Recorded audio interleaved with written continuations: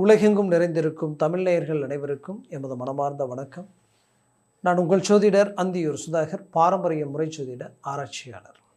இன்றைக்கி சிம்மராசி அன்பர்களுக்கு ஒரு பக்கம் 8ல் சனி, அஷ்டம சனி, மறுபக்கம் 7ல் ராகு, ஜென்மத்தில் கேது. இன்னொரு பக்கம் பார்த்திங்கன்னா குரு தான் பாசிட்டிவாக இருந்தார். பட் அவரும் 12ஆம் பாவத்தில் வந்து உச்ச குருவாக நிற்கிறார். உச்ச குருவாக நிற்கிறதுல ஒரு ப்ளஸ் என்னென்னா, அஷ்டமாதிபதி கெட்டவன் மீண்டும் கெடும் பொழுது கெட்டிடும் ராஜயோக அமைப்பு கனெக்ட் ஆகுது. ஆனால் அந்த யோகம் ஏதாவது ஒரு விதத்தில் பிரதிபலிக்கணும். அது பிரதிபலிக்கணும்னா 12ல் மறைஞ்ச அந்த உச்ச குருவால் டைரெக்டாக அது கிடைக்குமானா சான்சஸ் இல்லை. அந்த பார்வையும் அந்த தாக்கமும் எந்த கிரகத்துக்கு போய் விழுதோ அந்த கிரகத்தினுடைய ரீதியில் அதனுடைய செயல்பாடுகள் நமக்கு வந்து அடையும். அப்போது இந்த நிலைக்கு இங்கே ஏதாவது அமைப்புகள் வாய்ப்புகள் இருக்கா அப்படின்ற ஒரு யோசனையில் இருந்த சிம்மராசி அன்பர்களுக்கு ராகு கேதுக்களினுடைய இறுதிக்கட்ட 100 நாட்கள் மிகப்பெரிய யோகத்தை கொடுக்க போகுதுன்றது தான் இந்த காணொலியினுடைய விவரம்.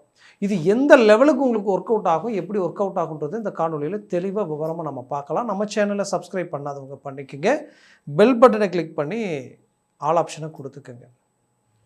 ஏன்னா இந்த 2026ஆம் வருடத்தில் இந்த இறுதி கட்டத்திற்குரிய இந்த டிசம்பர் மாதம் 5ஆம் தேதி வரைக்குமே கும்பத்தில் ராகுவும் சிம்மத்தில் கேதுவும் இருக்க போகிறாங்க. அப்போது இந்த ராகு அந்த இடத்துல இருக்கும்போது ராகு பொறுத்தவரைக்கும் தான் இருக்கக்கூடிய வீட்டினுடைய அதிபதியினுடைய பலம் அவருக்கும் மிக அவசியம். அந்த அதிபதியினுடைய நிலையை பொறுத்து தான் இவருடைய செயல்பாடுகள் இருக்கும். அப்போது ஒரு பக்கம் இத்தனால அஷ்டம சனியாக இருந்து பெரிய லெவலில் பாதிக்கப்பட்டு பலவீனம் அடைஞ்சி இழப்புகளை சந்தித்து நம்பிக்கை துரோகங்களை அடைஞ்சி, ஏன் தனக்கு வேண்டியவங்க தன்னை சார்ந்தவங்க தன் விரலே தன் கண்ணை குத்தினா எப்படி இருக்கும், அப்படி இன்வெஸ்ட்மெண்ட் பண்ணாலும் எடுக்க முடியல, ஒரு வேலையில் என்ன ஹார்ட் ஒர்க் பண்ணாலும் நல்ல பேர் வரமாட்டேங்குது, இங்கே யாரையுமே திருப்திப்படுத்த முடியல, இவ்வளோதான வாழ்க்கை நினைக்கிற அளவுக்கு சிம்மராசி அன்பர்கள் மனம் கலங்கி நிற்கக்கூடிய ஒரு காலகட்டமாக இருந்துருச்சு. எப்போ இருந்து கிட்டத்தட்ட இந்த 5 வருஷமாகவே அப்படி தான் உங்களுக்கு இருக்குதுன்னு நான் சொல்லுவேன், ஸ்ட்ராங்காக சொல்லுவேன். ஏன்னா அவ்வளோ பெரிய பாதிப்புகளை சந்திச்சு ஒவ்வொரு முறையும் ரிஸ்க் எடுத்து அப்படியே மேலே ஏறுறதுக்குண்டான வழிகள் பிறக்குது. ஓகே, இந்த டைம் நாம் பெரிய லெவலில் ஒரு நல்ல ரிசல்ட்டை சந்திக்க போகிறோம், நம்ம வாழ்க்கையில் மிகச்சிறந்த உச்சக்கட்ட வளர்ச்சி அடையிறதுக்குண்டான ஒரு வழி பிறக்க போகுதுன்னு நினைக்கிறீங்க. ஆனால் ஏதோ ஒன்று என்னன்னே தெரியல, அது எங்கேயோ இருந்து வருது, நம்மளை டோட்டலாக ட்ரா பண்ணிட்டு போயிடுது, ஒன்றுமே புரியல. இங்கே நம்ம யாரை நம்புறதுன்னு தெரியல, யாரை நம்பக்கூடாதுன்னு தெரியல.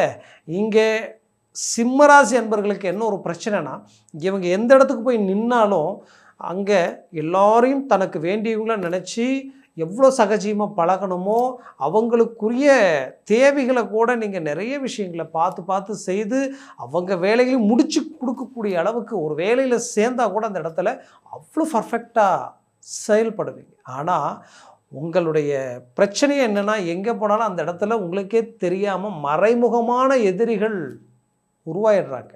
உங்கள்கிட்ட யாரும் டைரெக்டாக மோதவும் முடியாது, மோதி ஜெயிக்கவும் முடியாது.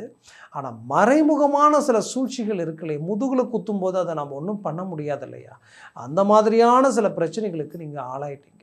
இந்த பிரச்சனைகளால் என்ன ஆயிடுச்சுன்னா, ஒரு நிம்மதி இழக்கக்கூடிய ஒரு சூழல், எந்த தப்பும் செய்யாமல் தண்டனையை அனுபவிக்கக்கூடிய ஒரு நிலை, மற்றவங்க செய்த தப்பு அவங்க தப்பிக்கிறதுக்காக உங்களை பாதிக்கப்பட வைக்கக்கூடிய ஒரு சூழல், இது எல்லாத்தையும் நீங்கள் சந்திக்கக்கூடிய ஒரு நிலைமைக்கு ஆளாயிட்டீங்க. சில டாக்குமெண்ட் பிரச்சனைகள், சிலருக்கு பண உதவிகள் செய்து கடைசியில் நீங்கள் ஏதோ ஒரு ஜாமீன் கையெழுத்து போடலாம், அவங்களுக்கு ஒரு நல்லதை செய்யலாம், இல்லை ஒரு இடத்துல பணம் வாங்கி கொடுத்து அவங்களுக்கு நல்லதை செய்யலாம்னு போய் கடைசியில் அதை நீங்கள் தான் கட்டுற மாதிரி, நீங்கள் தான் அதுக்கு பதில் சொல்கிற மாதிரியான ஒரு நிலைமை. இதனால் உங்கள் குடும்பத்தில் தேவையில்லாத பிரச்சனைகள், இப்படி தேவையற்ற சில சிக்கல்களுக்கும் தேவையற்ற சில விவாதங்களுக்கும், ஏன் கோர்ட்டு வழக்கு பிரச்சனை, வெளிநாட்டில் இருக்கக்கூடியவங்க பல பேர் பார்த்திங்கன்னா தன் தப்பே செய்யாமல் தேவையற்ற பிரச்சனைகளுக்கு ஆளாக இருந்திருப்பீங்க, தேவையற்ற வீண் குழப்பங்களுக்கு பிளாக்காகி லாக்காகி நிற்பீங்க. அப்பேற்பட்ட ஒரு பிரச்சனைகள் இருந்த சிம்மராசி அன்பர்களுக்கு நான் சொல்கிறது என்னென்னா, இப்போ உங்களுக்கு ஒரு ஹைலைட், என்ன அப்படின்னு நம்ம பார்த்தோன்னா, உங்களுடைய தொழில் நஷ்டங்களுக்கும் சரி, உங்கள் வேலையினுடைய ப்ரொமோஷன் தடைக்கும் சரி, வேலை இழந்ததுக்கும் காரணம் சரி, தேடுற வேலை கிடைக்காம இருக்கிறதுக்கு காரணமும் சரி. ஏன்னா ஒரு பக்கம் அஷ்டமச்சனி, மறுபக்கம் 7ல் இருக்கக்கூடிய ராகு, அடுத்தது குருவினுடைய தாக்கம் உங்களுக்கு இத்தனை நாளாக பலவீனமாக இருந்தது. இப்போ உங்களுக்கு ஹைலைட் என்னென்னா, ஃபஸ்ட்டு ஹைலைட் சனி பகவான் வக்ரம் அடைஞ்சது. சனி பகவான் வக்ரம் அடைஞ்சி, அந்த சனி பகவான் வக்ர நிலைக்கு ஆளாகி கிட்டத்தட்ட வந்து பார்த்திங்கன்னா, அவர் வந்து இன்னும் இந்த இந்த இந்த வருடம் முடிகிற வரைக்கும் கிட்டத்தட்ட வந்து பார்த்திங்கன்னா, இந்த ராகு கேது பயிற்சி வரைக்கும் வக்ர நிலையில் தான் இருக்க போகிறார். இது உங்களுக்கு பெரிய பலம் ஒன்று. அப்போது 7ஆம் அதிபதி அவர் வக்ர நிலைக்கு ஆளாகும் பொழுது என்னங்க நல்லது கிடைச்சிருன்ற ஒரு யோசனை உங்களுக்குள்ளே இருக்கும். பட் அதையும் தாண்டி அஷ்டமஸ்தானாதிபதி வக்ர நிலை அடையும் பொழுது தான் செய்யக்கூடிய வேலைக்கும் இயல்பு நிலையை காட்டிலும் அவர் ஆப்போசிட்டாக வேலை செய்ய ஆரம்பிச்சிடுவார். அஷ்டமச்சனின்னா இருக்கிறதுலேயே தண்டனைக்குரிய ஒரு காலம். அந்த காலகட்டங்களில் வாழ்க்கையில் அவ்வளோ மன உளைச்சல் கொடுக்கும். நமக்கு ரொம்ப நேசித்தவங்களே நம்மளை விட்டு போயிடுவாங்க. அவங்களே நம்மளை காயப்படுத்துவாங்க. நம்ம நல்லதை செய்திருப்போம், ஆனால் பார்த்தா பாவின்ற பட்டத்தை கட்டிட்டு நிற்கக்கூடிய நிலைமைக்கு நீங்கள் ஆளாயிருப்பீங்க. அப்போது அந்த இடத்துல அந்த சனியினுடைய தாக்கம் டோட்டலாக உல்ட்டாவாக மாறுது. அது உங்களுக்கு பெரிய லெவலில் சக்ஸஸ்ஃபுல் கொடுக்க போகுது. ஒன்று, இது உங்களுக்கு ஃபஸ்ட் பாசிட்டிவ். அதில் இது இருக்கிறதுல பெஸ்ட் பாசிட்டிவ். இதை விட பெஸ்ட்டான ஒரு பாசிட்டிவ் என்னென்னு பார்த்தீங்கன்னா, இந்த குரு உச்ச குரு இருக்கார் இல்லையா, கெட்டவன் அஷ்டமாதிபதி அந்த சனி நிற்கிறார் இல்லையா, கனெக்டிங் எங்கே இருக்குன்னா, ராகு நிற்கிற வீட்டிற்கு அதிபதி தான் சனி, சனி நிற்கிற வீட்டிற்கு அதிபதி தான் குரு.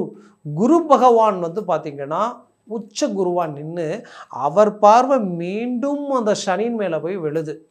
அது சனியின் மேலே விழுது, சனி பகவானுடைய மீது விழுதுன்றது மட்டும் அல்லாமல் அந்த இடம் இருக்கு இல்லையா, அது குரு பகவானினுடைய வீடு.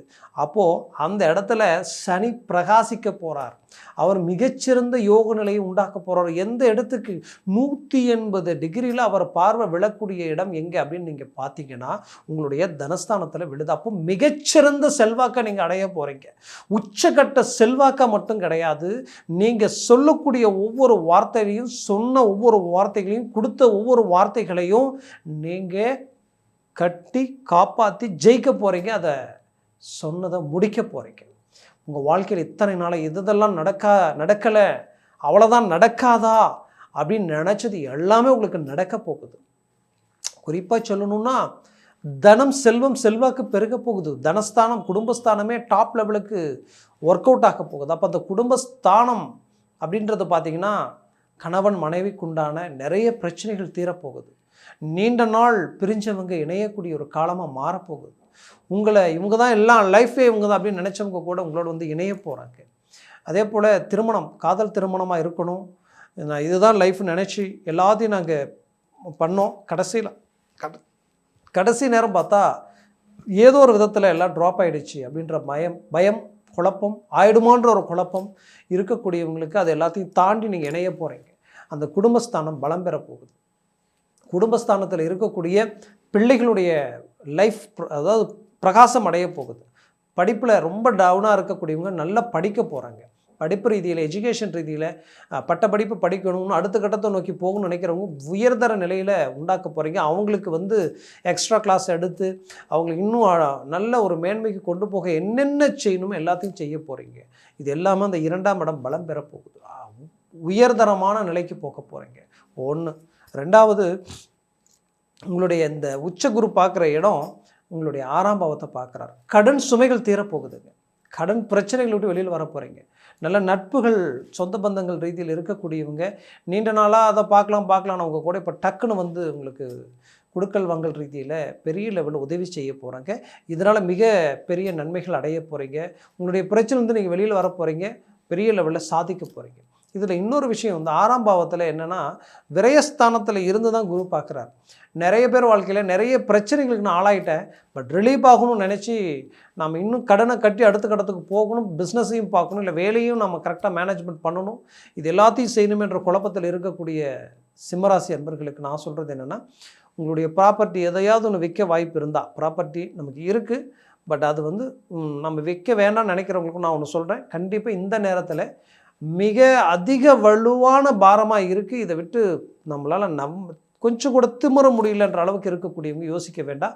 அதை வித்தாவது பிரச்சனை விட்டு வெளியில் வாங்க. கண்டிப்பாக சொல்கிறேன், பெரிய லெவலில் சாதிப்பீங்க. அதில் எந்த மாற்றமும் இல்லை. அதற்குண்டான ஒரு காலம் தான் இது.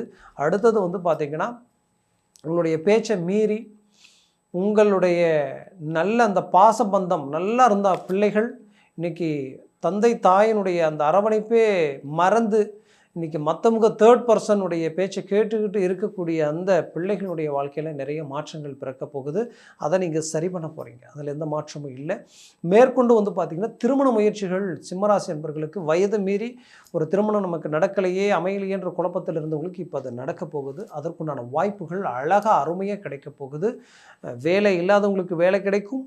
ஆல்ரெடி வேலை மாற்றங்களை சந்திக்கணும்னு நினச்சவங்களுக்கு அதற்குரிய வாய்ப்புகள் இந்த நேரத்தில் இடம் மாற்றங்கள் கொஞ்சம் தவிர்ப்பது நல்லது. வெளிநாடு முயற்சிகள் வேணால் எடுங்க. வாய்ப்பு கிடைச்சா தாராளமாக போங்க. அதை பற்றி யோசிக்கவே வேண்டாம். அதே சமயம் பிஸ்னஸ் ரீதியில் ஒரு நல்ல ஒரு ஸ்ட்ராங்கான கிரிப்பான ஒரு வளர்ச்சியை நீங்கள் அடைய போகிறீங்க. அதனால் முயற்சியை பலப்படுத்துங்க. இந்த ராகு கேதுவினுடைய தாக்கம் இந்த இறுதிக்கட்ட காலகட்டங்கள் மிகப்பெரிய யோக நிலையை உருவாக்கப் போகுது. ஆன்லைன் சம்மந்தப்பட்ட துறையில் இருக்கக்கூடியவங்க, எக்ஸ்போர்ட்டு, அதே போல் டிரான்ஸ்போர்ட் சம்மந்தப்பட்ட துறையில் இது எல்லாமே உங்களுக்கு பெரிய லெவலில் சப்போர்ட் பண்ண போகுது. கலைத்துறையில், குறிப்பாக சினிமா துறையில் இருக்கக்கூடியவங்களுக்கு மிகச்சிறந்த உச்சக்கட்ட வளர்ச்சி தரப்போகுது. முயற்சிகளை பலப்படுத்துங்க. 100% சக்ஸஸ்ஃபுல் அடைய போகிறீங்க. உங்கள் ஜாதகத்தில் எந்த கிரகத்தினால இந்த பிரச்சனைகள் வருது, எதனால் சில பிரச்சனைகளை தொடர்ச்சியாக நீங்கள் சந்திச்சுட்டு இருக்கிறீங்கன்றதை உங்கள் இண்டிவிஜுவல் ஜாதகம், உங்களுடைய சுய ஜாதகத்தை பார்த்து தான் தெரிஞ்சுக்க முடியும். அதனால் உங்கள் சுய ஜாதகத்தை பாருங்கள். சர்வாஷ்டவர்க்க பரலில் இந்த கிரகங்கள் எவ்வளோ டாப் லெவல் இருக்கா, இல்லை 3க்கு கீழே போய் 0வாக மாறிடுச்சா அப்படின்னு பார்க்கணும். ஏன்னா நாம் பாட்டுக்கு ஒரு முடிவு எடுத்தோம்னா அந்த முடிவுக்கு எல்லாமே சாதகமாக இருக்கான்றது தெரியாமல் அப்புறம் எதுலையாவது இறங்கி பின்னடைவுகளை சந்திச்சிங்கன்னா மறுபடியும் அந்த இடத்துக்கு வரத்துக்கு ரொம்ப கஷ்டப்படும். ஏன்னா அந்த அனுபவங்கள் சிம்மராசி என்பவர்களுக்கு ரொம்ப அதிகம். அதனால் உங்கள் ஜனன ஜாதகத்தை பார்த்து எந்த ஒரு முடிவு எடுக்கிறது ஆகச்சிறந்தது. பார்க்கணும்னு நினச்சிங்கன்னா நீங்கள் இந்த நம்பருக்கு கூப்பிட்டு எல்லா விவரத்தையும் அனுப்பிச்சு கேட்டு தெரிஞ்சுக்கிங்க. மேலும் உங்களுடைய வாழ்க்கை வளமாக அமைந்திட எமது மனமார்ந்த வாழ்த்துக்கள். நன்றி, வணக்கம். மீண்டும் சந்திக்கலாம்.